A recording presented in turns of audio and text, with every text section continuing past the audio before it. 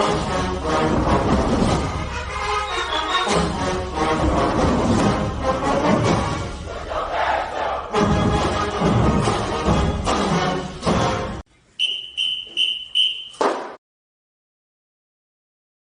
right, Rattler Nation, welcome back to the ONG Strike Zone. Brian Fulford, Kelvin Rozier, Kofi Hemingway. It's a pleasure to have on the head basketball coach of our men's program, Coach Robert McCullum, the coach of the year from the MEAC back in the day when we were in the MEAC, a long time ago it seems like, right, Coach?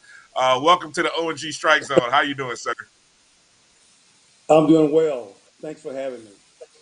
Yes, sir. Thanks for coming on and joining us. Well, the season has officially begun with practices. Give us a sense of how does it feel to actually have the season starting? You're actually able to get in the gym and have practices. Just share a little bit about your emotions. Well, I guess that's a great way to pose that. It's always enjoyable. I would go so far as to say it's one of the most anticipated days of the year for me. And I tell our players and our staff when I'm no longer extremely excited about the first day of practice, then I'm out. And, Right. and I mean that sincerely. So I still get excited about all of those reasons that I did, 39 years ago when I got in college coaching.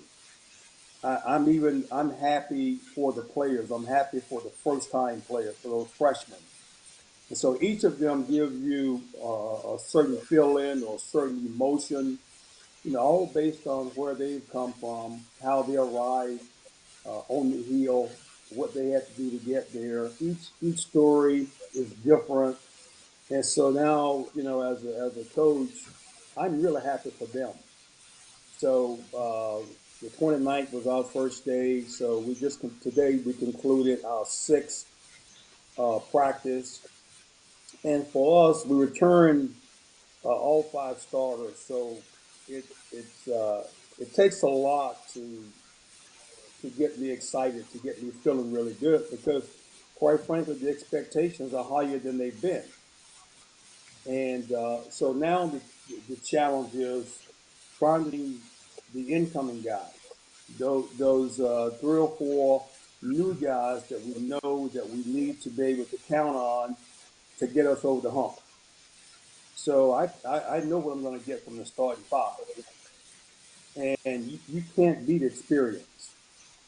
And so they've proven they were the MEAC's best defensive team.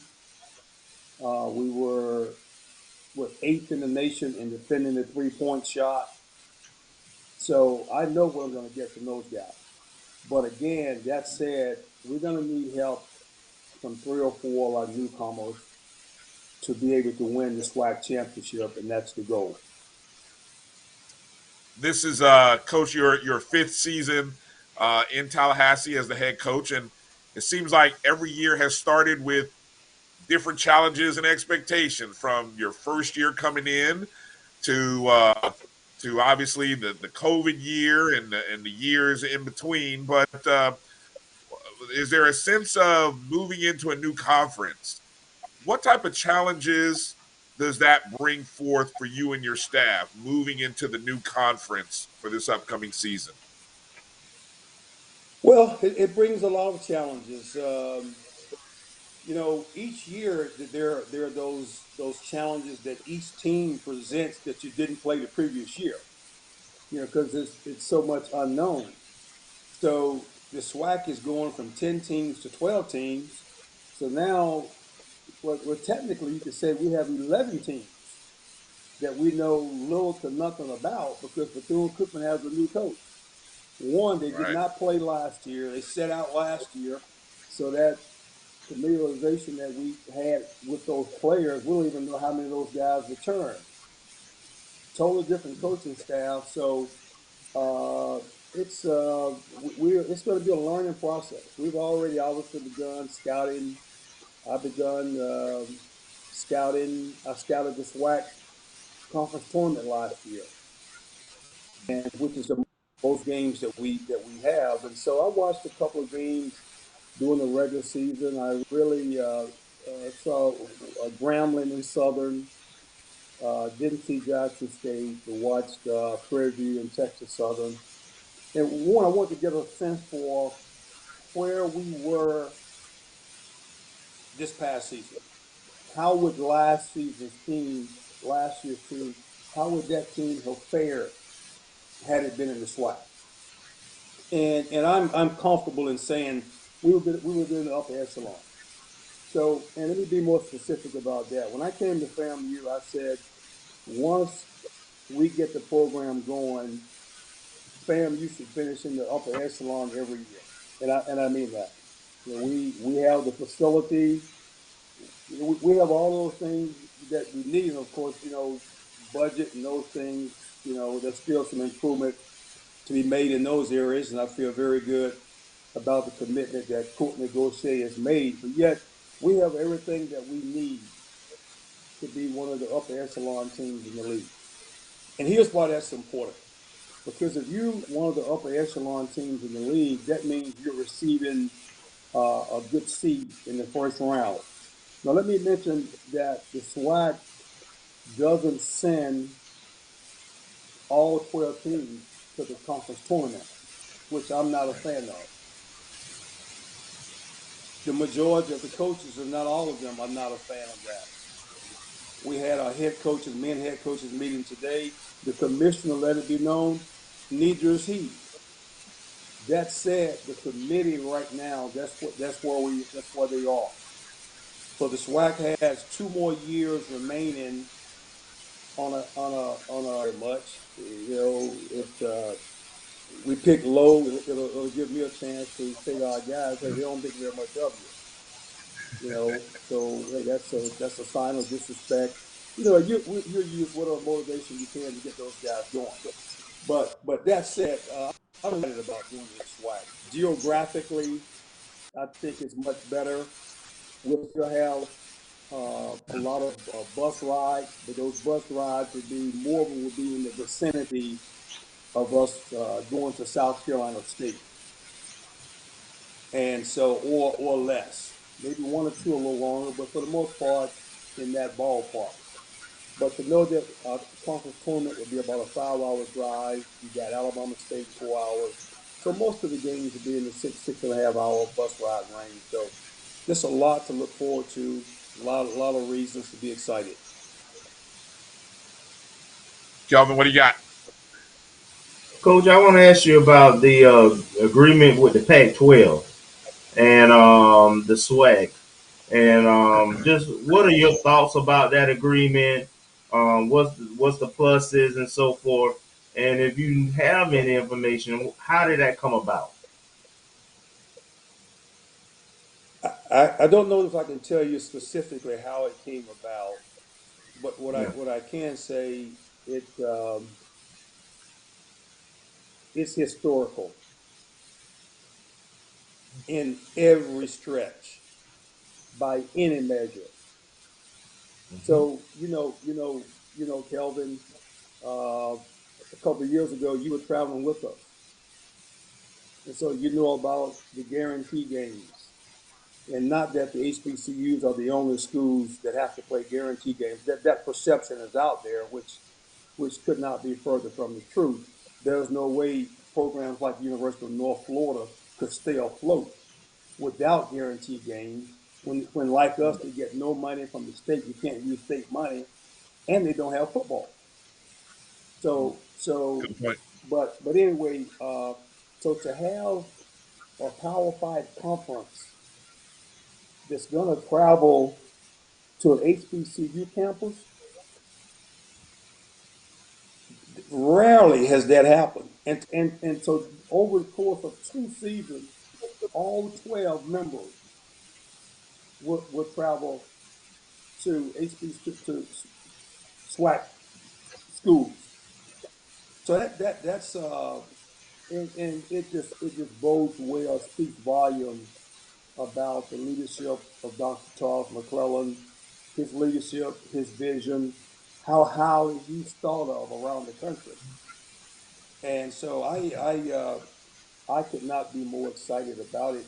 Initially, when it came out, I was led to believe that we were going to play USC, but I had Oh, no okay. idea it was going to come about so quickly.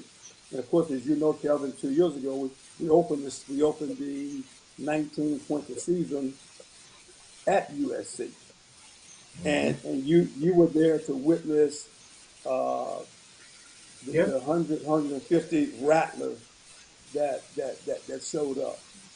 Some even showed up the night before to have dinner with us. that's right. That's right. So We everywhere. so it's really historical, and I think I would be selling this thing short if I didn't mention that there are some. I think that they're yet to be ironed out, but there's some educational components through this as well. So, like part of the plan is for those schools to learn more about each other. Of course, we go out, we go play at those schools all the time. As a matter of fact, we'll play our sixth game this season against a Pac-12 opponent. We played Oregon twice, so we're playing Arizona State this year. So this will be our sixth game against a Pac-12 opponent. But to have them come to our campus, that's unbelievable. And so Oregon will come to us in November of 23. And so it looks like the dates, I was concerned that the dates may be such that our students may be away for Thanksgiving. But the dates are such the game will actually take place prior to the classic. So again, I can't say enough good things about it. It's just it's unbelievable. Hey, do you realize that there are schools in each of those respective states where the Pac-12 teams are located? They can't get teams to come. USC is not going to go to Santa Barbara. How about that? UCLA is not going to go to Cal Irvine. They're not Wow. going to go to San Diego State. That just puts it in perspective. And I hope our fans and alums will see Yes. this accomplishment for what it is. Great points. Great points. Kofi, what do you got? So, how you doing, man? Good to see you as I'm doing always. well. I And haven't seen you in a while, man. Where you been? yeah, I'm in Jacksonville. Okay, I Yes, ain't seen you sir. in a while. But what I I missed wanted that to voice. ask was, what did you say now? I missed that you Make deep some more voice. noise.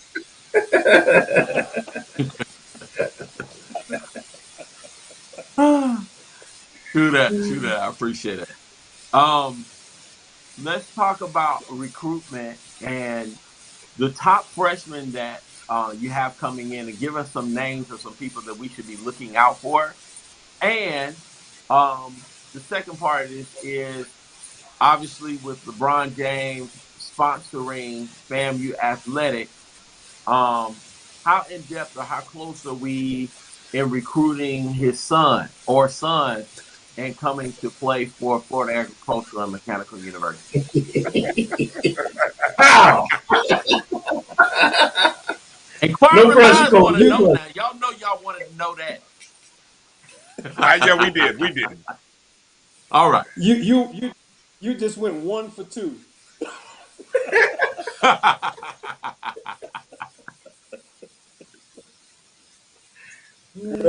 I'm going to answer the first part first. Um, our team as MJ Randolph goes in terms of returning players. MJ Randolph uh, is first first team All Conference last year. He also made the All Defensive team. I ain't gosh, what can I say? Yeah, he'll graduate this December in 3.5 hours. So 3.5 years in pre physical therapy. He just I can't say enough good things. He just he plays on both ends of the floor. Uh, DJ Jones. DJ is looking better than we've seen him look. It's like after last season ended, it's like a light went on in his head. So for the first time, he began to show more interest in the game. He began to show love. Sometimes in our respective ways and situations, sometimes when we kind of see closure, we see all of a sudden we don't know what tomorrow holds. It impacts us differently. So he began to reach out to his brother's agency about some opportunities to play. And so they really had not seen him play a great deal, but what they shared with him was very valuable information that because of the pandemic, the players that had come out of college the previous year didn't get very many opportunities to go overseas. If I'm not mistaken, there were fewer call-ups from the G League by the NBA last year than perhaps there's been in maybe the previous 15 or 20 years. So in other words, this year's college crop who didn't get drafted, they were going to be at the end of a long line behind all of those guys last year who didn't get opportunities. So he was encouraged that if you could come back just for another year, come back. So we really weren't banking on it. And he asked about it. We said of course. And so he's really, really playing well, really expanding his game. Bryce Moraine would kind of be considered maybe the middle linebacker or a guy or safety who calls the defensive signals. Very, very valuable. Cameron Reeves is back and healthy. And if there was an award for a player who takes the most charges, he'd win that award every year in the league. But those guys all play so well. I mean, Jalen Spear, arguably, you can make a strong case that he should have been MEAC Freshman of the Year last year. Mm-hmm. If you just went by stats alone, he should have won it.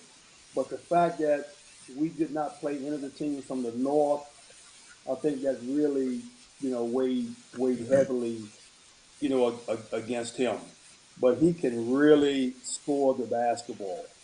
And we recruited him as a point guard. He's not really a point guard. He's just a guard. You have to give him a lot of freedom. You just can't ask him to maybe run your offense, but he can score the ball. He's excited. He's fun to watch. And in terms of newcomers, Chase Bars in 2018, he was the most valuable player of the Capital City Classic. And he signed out of high school. He's from Berkeley Prep in Tampa. He signed with Western Michigan. And things that have played quite a bit his freshman year, sophomore year, just went downhill. So anyway, he wanted to come back home. His parents reached out. So he's capable. He's our most explosive player. So I said to him maybe first or second day here, I said, let me see if you can touch the top of the square. And we just finished the hour and a half workout, and he just casually put his entire hand above the square.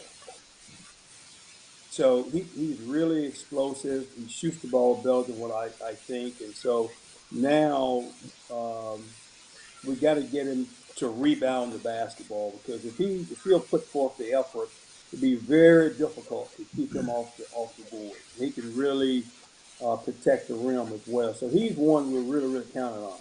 If we're going to have the kind of year that we're capable of having, he's going to be right there at the heart of it. And we have a 6'9", 245, 250 legend Stance, who's from Southern California. He has a big body. He's capable of just being a low post threat. And then through the help of our good friend and Congressman Al Lawson, we have a 6'5" transfer from Seton Hall by the name of Domingo Stevens, who can really, really shoot the basketball. Wow. Now, I don't know if he can defend any of us on this call tonight.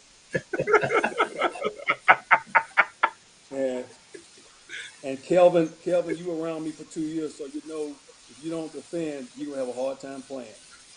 That's right. Uh, That's right. but as I say that, Kelvin, it's my job to try to find a way to get guys like that on the floor. So we're making some adjustments, defensively, maybe trying to not extend as much.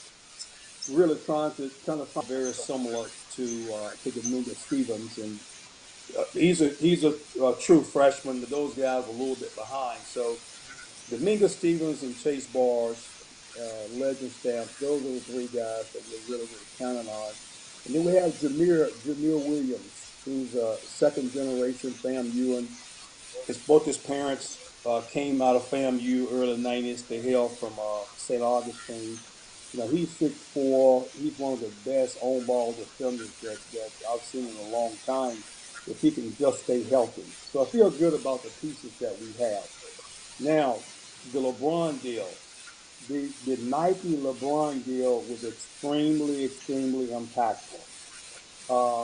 The University of Akron is the only other school, to my knowledge, that LeBron is as tied to as he will be to FAMU. In terms of you seeing a team in their uniforms having the LeBron logo on them. I'm sure there's gear and sneakers and things that Akron would get that other people don't get, with that being his hometown and so forth. As it turns out, we play at Akron this year. And so we were hopeful that the scheduling gods would do us a favor and have the Lakers playing in Detroit or Cleveland around that time, but it didn't work out that way. But that said, there's some scholarships, huge scholarship money that's a part of the contract. And so our administration, Dr. Hudson has partnered. It's gonna adopt LeBron School called the I Promise School. So our team and a couple of members of the administration, we're going to make some presentations and maybe do a small clinic uh, at LeBron's I Promise School the day after we play Akron and the day before we play Cincinnati.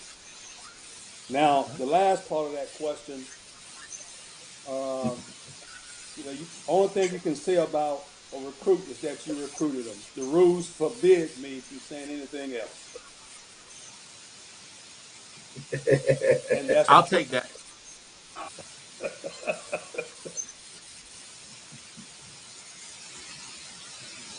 All right. Okay, we got you there, Coach. Froze up for a little second. We understand. We understand. Wink, wink. We understand. We got it. Hey, but we will be definitely uh shouting out and following. All of Rattler Nation should be following young Mr. James. That's all I'm gonna say, Rattler Nation. You make sure you put that pressure on social media and you follow that young man uh, because it just makes sense, right? It just makes sense. So Well, I'll just say this: it, it's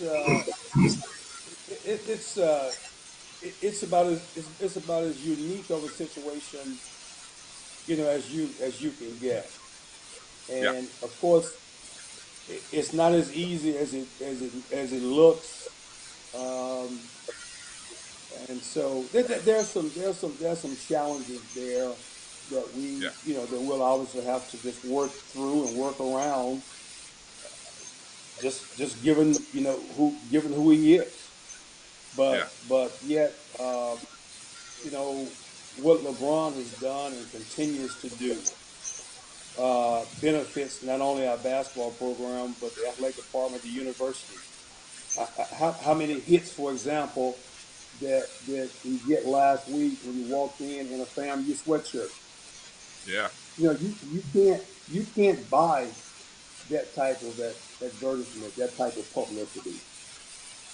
And so I don't want to speak out of turn, but you all may know more about it than I do. But I've been told that Academy Sports is going to carry as large or larger selection of gear than what we've experienced before. And as a matter of fact, I went out to looking for something that Dick's Sporting Goods last week, and the manager in there mentioned to me, well, we don't have much now, and we're going to carry even less because of what what I've been told Academy is going to have. So anyway, that's monetarily, just across the board, that's an outstanding deal and very, very unique deal. And I know I'm fortunate. I think I can speak for Coach Simmons, all of the coaches, as well as our student athletes and administration in terms of the benefits. We were already seeing benefits in terms of just from prospects, youth that we recruited and so forth. Right. All right, Coach. We appreciate your time this evening. Great to be able to kind of hear about the program, where we're at, and the young men that are going to be doing taking up action in the SWAC this year. We're looking to go for another year in the positive, in the upper echelon, as you like to say, of the SWAC. And hey, there's some home games. I'm excited that there are home games in November and December. So I think that is a great opportunity for Rattler Nation to see this team in person. Go ahead, Coach. I know you want one more thing you want to add. Go ahead. I'm glad you mentioned that because this is the first time during my tenure here that we would have had three non-conference home games. And Yep. Lemoyne and uh, Fort Valley State helped us out a couple of years ago when we asked them to back up. Kelvin, you signed the contract or whatever, made sure it got signed. So you may Yeah, remember that. We asked them yeah. to back it up, and they agreed to back it up without a penalty, without us having to pay anything. So we thought it was only right that we honored that agreement, but now also to get Florida Gulf Coast to come to us. That's huge. We owe it to our players to have as many home games as possible. And I'll say a couple of more things. You're going to hear about a huge game, on non-conference game, won't be at home. You're going to be blown away with the opponent for the 22-23 season. I'll leave it at that. And the last thing I want to just put out there, and this is something for you all and for the audience to know, recruiting, I think, is changed already, and it's gonna. I don't know when it'll change back, if ever. Unfortunately, you're gonna see fewer and fewer high school basketball players with the opportunities that they had in the past because of the transfer portal. And when you factor in the pressure that most coaches face to win right away, and you can get a player that's already had a year, 2 or 3 years of college experience, then you're going to take that player more often than not over a high school kid who you don't know. He may fall victim to homesickness. It might just take him a whole lot longer than what you anticipated to be ready to step in and play. And most of them aren't going to be ready to step in and make their presence felt right away. And a lot of them anymore, they're just not going to wait their turn. So the transfer portal is already become a priority. Then second is going to be in the pecking order. It's going to be JUCO players. So unless you're a top 100, top 125 high school player, unfortunately, it's just not going to be as many opportunities. I ran into a lot of coaches this past summer that said they won't be recruiting any more high school guys. And I just wanted to throw that out there to you guys for your own conversations, your own knowledge, so that once you begin to see that happening, you'll understand. And it's going to affect everybody. Yep. So we're going to sign at least three players the next year, but only one of them will be a high school player.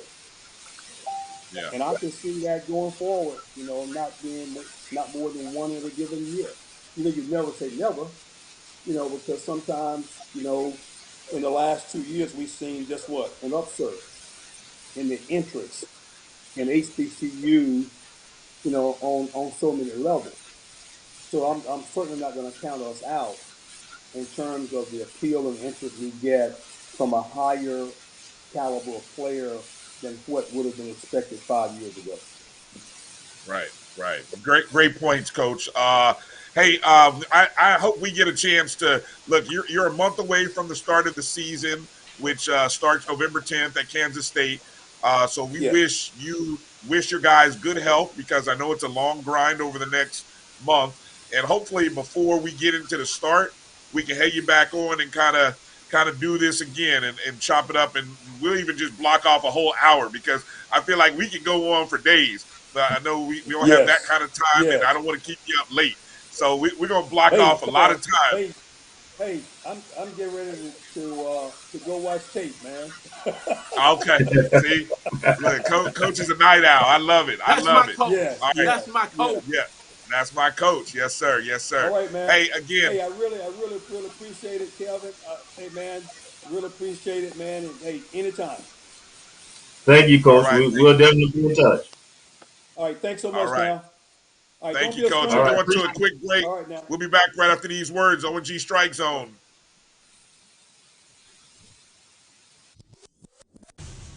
Follow the Black College Sports Network on social media at MyBCSN1, the number one, on Facebook, Instagram, and Twitter at MyBCSN1. From novice to aficionado, find yourself here. High quality cigars plus personal customer service. Slow Burn is Waco's only mobile cigar lounge, featuring a meticulous, curated collection of premium cigars. Visit our website, www.slowburnwaco.com. That's www.slowburnwaco.com.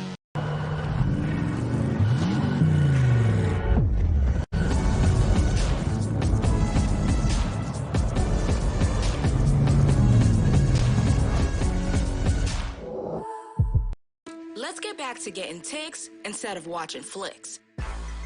Before we can safely get out there, we need the facts on COVID-19 vaccines. Visit GetVaccineAnswers.org so you can make an informed decision for yourself and for your crew.